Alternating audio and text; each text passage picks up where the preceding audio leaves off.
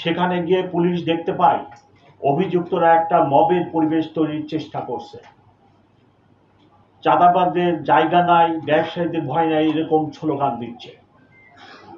এই অবস্থায় চকবাজার থানা পুলিশ ফাঁড়ি ইনচার্জ সাব ইন্সপেক্টর সরোয়ার ঘটনাস্থল থেকে সন্দিগ্ধ মাহমুদুল হাসান মহিন এবং ঘটনাস্থলের পার্শ্ববর্তী এলাকা থেকে রবিন নামে অপর একজনকে গ্রেপ্তার করে। পরবর্তীতে প্রত্যক্ষদর্শীদের বর্ণনা ও ঘটনাস্থলের সিসিটিভি ফুটেজ বিশ্লেষণ করে আরো 7 জনকে গ্রেপ্তার করা হয়। মোট গ্রেপ্তারের সংখ্যা 9।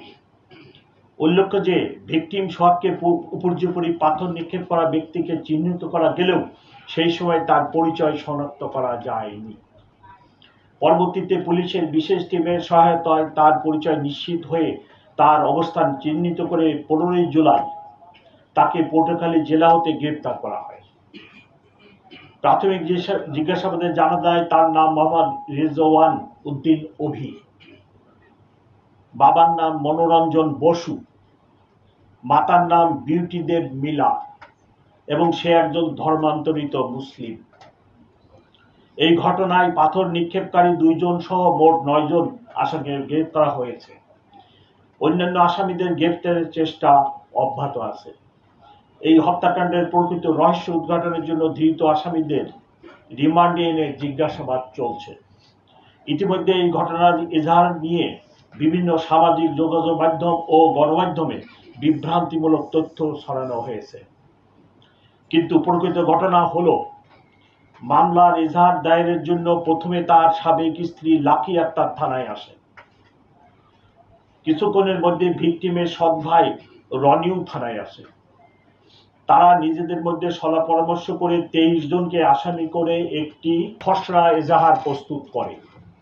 এরই মধ্যে ভিকটিমের আপন বড় বোন মঞ্জু আরা বেগম, বর্তমানে মামলার বাদীনি, থানায় এসে এজাহার দাখিলের আগ্রহ প্রকাশ করে। তখন তার সামনে পূর্বের খসড়া এজাহার উপস্থাপন করা হয়। এ সময় বাদীনির মেয়ে উক্ত খসড়া এজাহারের ছবি তুলে রাখে, যা পরবর্তীতে সোশ্যাল মিডিয়ায় ছড়িয়ে পড়ে। ভিকটিমের বোন মঞ্জু আরা বেগম উক্ত খসড়া এজাহার থেকে 5 জনের নাম বাদ দিয়ে নতুন করে আরো একজনের নাম সংযোজন করত মোট 19 জনকে আসামি করে এজাহার দাখিল করে। তার লিখিত এজাহারের ভিত্তিতে কোতোয়ালি থানায় নিয়মিত মামলা নম্বর 7 রুজু করা হয় চলতি মাস। উল্লেখ্য যে কোনো ঘটনার এজাহার একটি প্রাথমিক তথ্য বিবরণী মাত্র। এজাহারে উল্লিখিত ঘটনা তদন্ত সাপেক্ষে প্রয়োজনীয় সাক্ষ্য প্রমাণের ভিত্তিতে বিজ্ঞ আদালতে পুলিশ প্রতিবেদন দাখিল করে। প্রিয় সাংবাদিকবৃন্দ, আমি দৃঢ়তার সাথে বলতে চাই এই নারকীয় হত্যাকাণ্ডের সাথে জড়িত সকলকেই আমরা আইনের আওতায় নিয়ে আসব এবং এ ধরনের জঘন্য অপরাধের পুনরাবৃত্তি না ঘটে সেজন্য অপরাধীদের দৃষ্টান্তমূলক শাস্তি নিশ্চিত করা হবে।